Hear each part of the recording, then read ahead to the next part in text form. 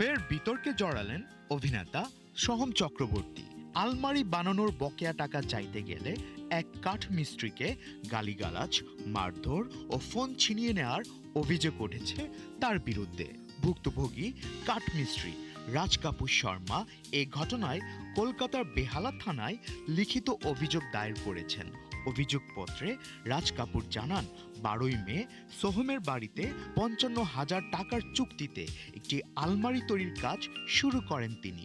অগ্রিম 30,000 টাকা দেওয়ার পর কাজের প্রায় 80% শেষ হলে তাকে আরও 2টি আলমারি বানানোর অর্ডার দেওয়া হয়। নতুন কাজেরও অর্ধেকের বেশি সম্পন্ন হলেও পরবর্তী সময়ে আর কোনো অর্থ পাননি তিনি।